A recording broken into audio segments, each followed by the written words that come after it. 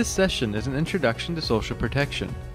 It covers the concept of Social Security, extension of Social Security, and the staircase approach to progressively increase the level of benefits.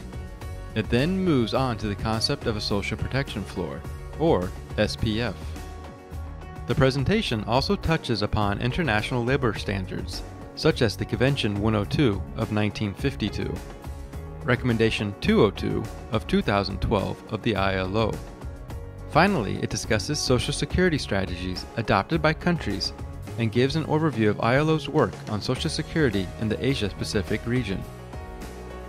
People face contingencies such as maternity, sickness, unemployment, employment injury, invalidity, old age, and death, which can put an end to or cause a substantial reduction in their earnings. Families also require medical care and may need financial provisions for their children's care and education. To meet all these financial needs at different points in people's lives, Social Security is important.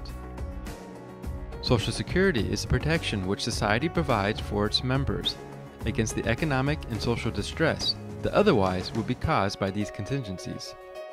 In the Universal Declaration of Human Rights, right number 22, is the right of people to Social Security. The ILO provides for Social Security through its conventions and recommendations. We always invite our constituents to look also at the other convention related to the right to Social Security.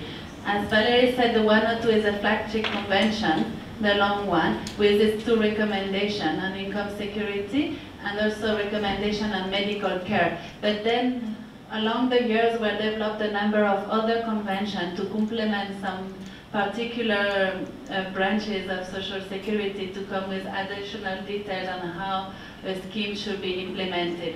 So you have one for injury benefits, also one specifically on old age and survival benefits, one on medical care and sickness, the other one on unemployment benefits, which is linked to promotion of employment, and also one on maternity protection.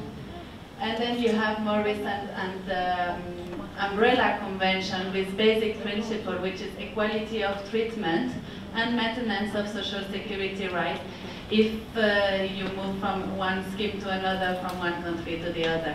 And we have a very useful publication that you can also find online, which gives you a brief and understandable description of the content of those conventions, explaining what are the guidelines and the recommendation when you set up a scheme.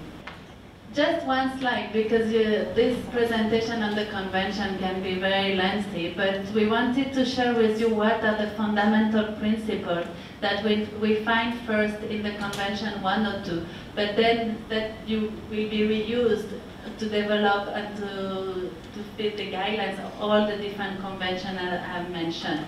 The first very important principle is universality and non-discrimination.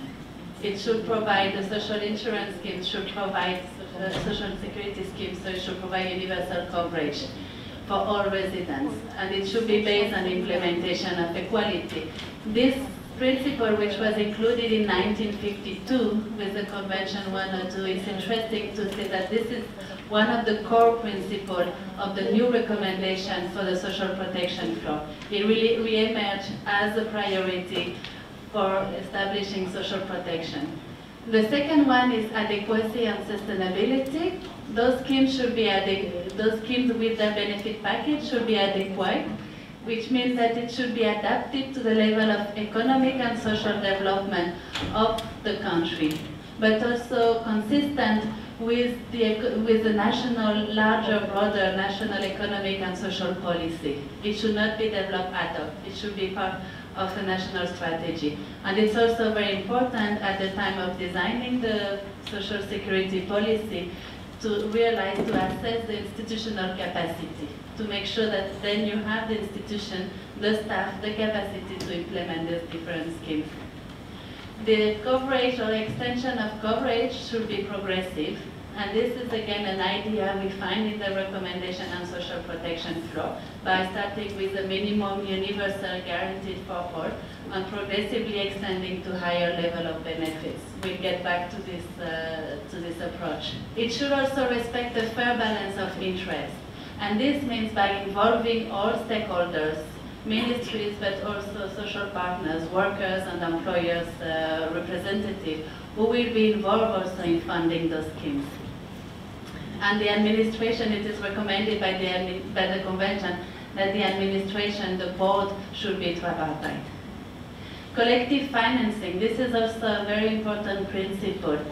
It relies on risk pooling, on sharing financing, and collective financing, which will incur some solidarity among different groups of the population, among generations, among workers, employees with stable contracts, with short-term contracts. Collective financing is also very important.